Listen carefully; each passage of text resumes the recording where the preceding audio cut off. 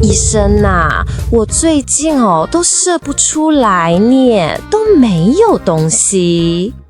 这是我一位泌尿科医师朋友在门诊时最常听到的一句，来自中年大叔们带着点尴尬又充满困惑的求助。这句话背后藏着一个很普遍但很少被公开讨论的现象，它不是不举，甚至高潮的感觉也都还在，但是那最关键的时刻，你感觉到身体达到了顶点，却什么都没有发生。就像你用尽全力要打一个喷嚏，酝酿了半天，最后却只是一阵空响。那种身体已经准备好释放，却得硬生生卡住的感觉极其怪异。这就是我们今天要聊的逆行性射精，也就是俗称的射出空包蛋。嗨，我是 Suki。在我的专栏里，我经常收到很多男性朋友的私讯，他们常常会问一些在诊间里不好意思问出口，但又真真切切影响到亲密关系的问题。今天这个空包蛋的话题，就是其中最典型的一个。它到底是什么？为什么会发生？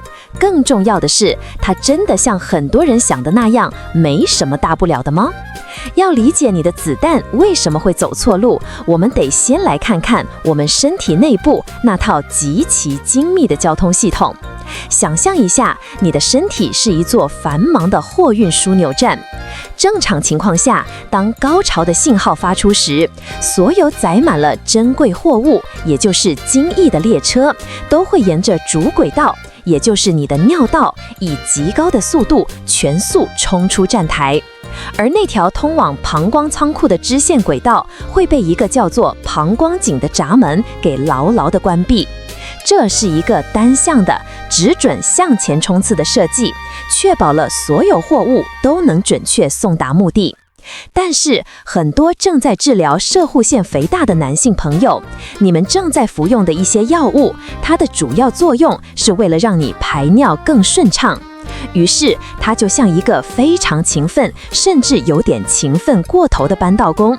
这个搬道工为了让日常的废水，也就是尿液，能够排放得更通畅，他不仅打开了主轨道的大门，同时也把那个本该在关键时刻紧闭的通往膀胱仓库的闸门也给放松了。结果是什么？结果就是当高潮列车以雷霆万钧之势驶来时，因为前方的阻力变小了，一部分甚至是绝大部分的列车就顺着这条畅通无阻的支线，浩浩荡荡地拐进了膀胱仓库这个错误的车站。最后，这些走错路的货物会随着你下一次小便悄无声息地排出体外。这就是逆行性射精的完整过程。你的子弹没有消失，他们只是走错了路。听到这里，很多男性朋友可能会松一口气，心想：哦，原来是这样，听起来好像只是一个小小的技术问题，对吧？反正硬度还在，高潮的感觉也没变，只是没东西出来而已，有什么大不了的？如果你也曾有过这样的想法，请先等一等。因为这个看似只影响你自己的问题，可能正在悄悄地在你和你伴侣的关系中投下一道看不见的阴影。男人真的不在意吗？或许不尽然。我的一位男性朋友就曾坦言，那种射出空包蛋的感觉确实会减少那个愉悦感。那种喷薄而出的物理冲击本身就是高潮体验的一部分，它的缺席让整个过程感觉像是未完成。但今天作为 Suki， 我更想带你从另一个视角，一个女性的视角来看看这个问题。你的另一半真的也不在意吗？我曾经收到过一位妻子的来信，她在信中写得非常含蓄，但每一个字都透着深深的失落。她说：“Suki， 我先生最近我们在亲密过后，我总觉得心里空空的。我知道他尽力了，我也能感觉到他很快乐，但是以前那种被一股暖流瞬间充满的感觉不见了。”他形容的那种感觉，可能就是很多女性都曾体验过的那种咻一股热潮冲到的极致感受。请注意，这和是否穿戴安全措施无关，这是一种身体层面的深刻的连结感。让我们深入的去描绘一下那种感受，以及它的消失到底意味着什么。从生理层面来看，那股带着温度和力量的冲击，是我们身体能够感知到的最原始、最本能的释放信号。它像一个物理印记，清清楚楚地告诉双方的身体：是的，我们一起达到了顶点。它的存在本身就是构成高潮体验完整性的一部分，就像烟火一定要在空中绚烂炸开，才算是真正的烟火。但更重要的是心理和关系层面的意义，这也是我认为这个问题最核心却最容易被忽视的部分。对于男性而言，射精这个动作，它不仅仅是生理的释放，在潜意识深处，它是一种给予，是创造，是生命力的终极展现。那是一种深刻的成就感和征服感的心理标志。当这个标志消失，即使高潮的快感还在，但那种完成一项伟大工程的心理满足感会大打折扣。而对于女性而言，那种被一股热流冲击和充满的感觉，也绝不仅仅是物理层面的刺激。在心理上，它是一种深刻的接纳，是被爱人以最亲密的方式充满的象征。它是一场完美交响乐的最终章，是两个人亲密无间、合而为一的终极确认。当这个最终章消失了，就像什么？就像一场华丽的双人舞，在最后一个最高难度的托举动作完成前，音乐突然停止，舞者僵在了原地。尽管前面的5步都非常完美，但那种悬在半空中的未完成的遗憾，会让整场表演都失色。所以你看到了吗？空包弹的问题从来就不只是一个有没有东西出来的机械问题，它剥夺的是男性心理上的成就感和女性心理上的圆满感。它让一场本该是完美闭环的亲密交流出现了一个缺口。久而久之，这个小小的缺口就可能成为关系中一道难以言喻的鸿沟。关于射出的冲击感对愉悦度的影响，你或你的伴侣是否也有同感？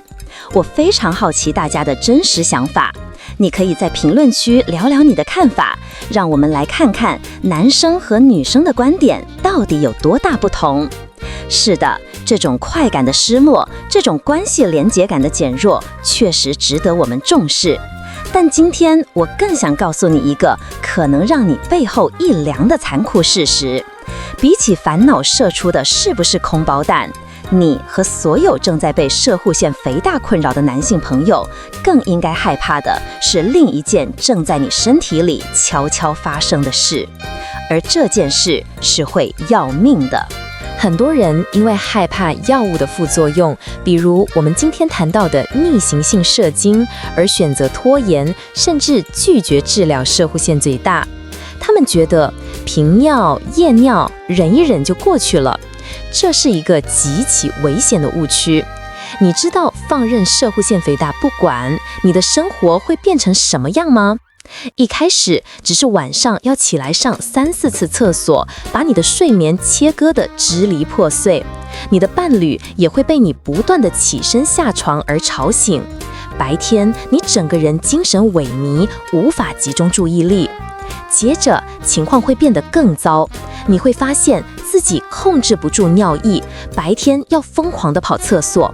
你的朋友们邀你一起坐游览车去旅行，你第一反应是拒绝，因为你根本无法在车上待那么久。你的生活半径被厕所牢牢地绑住了。再后来，因为尿液排不干净，残留的尿液会开始散发出味道，你会变得自卑，不敢与人靠近，总觉得别人能闻到你身上的那股尿骚味。你的社交生活彻底崩坏。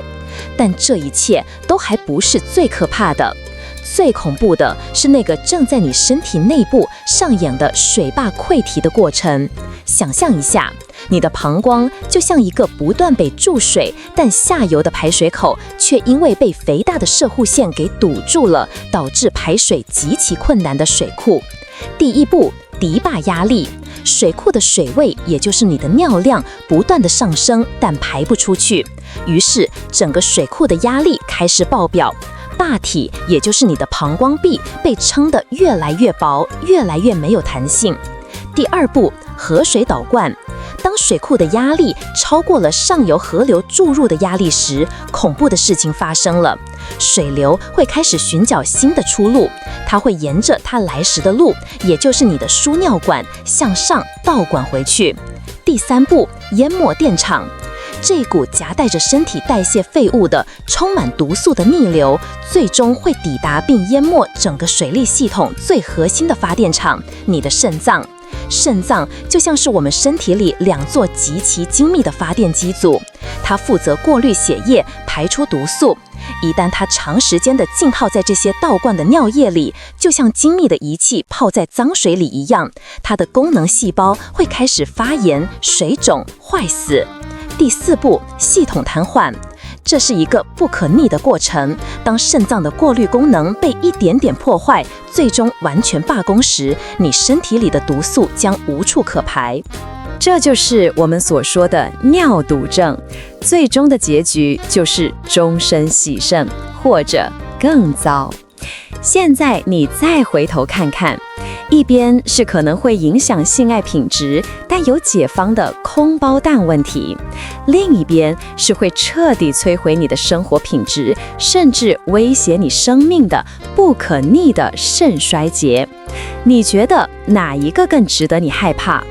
这道选择题其实一点都不难。治疗摄护腺肥大从来都是一道两害相权取其轻的题目。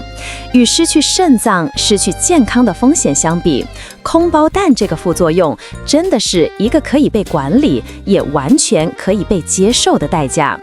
更何况这个代价并不是永久的。这也是我今天最想带给你的好消息。空包蛋的问题是有解方的。首先，你可以和你的医生坦诚地沟通，告诉他你非常在意射精功能的保留。医生可以根据你的情况尝试调整药物的种类和剂量，换成对射精功能影响比较小的药物。其次，现在的医疗技术也在不断进步，除了传统的手术，现在还有像摄护腺拉提术 （Urolift） 这样的新式微创手术。它的原理就像用几个小小的钉子从内部把被挤压的尿道给撑开，来改善排尿。这种手术最大的优点之一就是它能最大程度地保留你的射精功能，让你既能解决排尿的困扰，又能保住那份属于男性的尊严和快乐。最后，我想帮大家厘清一个常见的迷思，很多人会把摄护腺肥大和不举，也就是勃起功能障碍混为一谈。请记住，这两者之间没有直接的因果关系。射出空包蛋不代表你的硬度会出问题。当然，它们也确实常常同时发生，这通常是因为它们背后有一个共同的根本原因，比如年龄增长导致的血管弹性变差、血液循环不佳等等。所以，积极治疗摄护腺肥大，保持健康的生活方式，对于改善你的整体状态都是有益的。所以，今天聊了这么多，我最想让你带走的核心观念是，请务必积极面对和治疗你的摄护腺肥大问题，不要因为对副作用的恐惧而忽略了背后那个真正会威胁你生命的巨大风险。健康永远是享受一切快乐，包括亲密关系的基础。最后，如果你觉得这期内容这种能把话说透的深度探讨对你有帮助，希望想看到更多，记得点个关注。因为你的支持才是我能持续带来这些稀有内容的唯一动力。而且你知道的，像这样坦诚的内容很可能随时会消失，建议你先订阅起来，才不会错过。才不会错过。我是 Suki，我们下次见。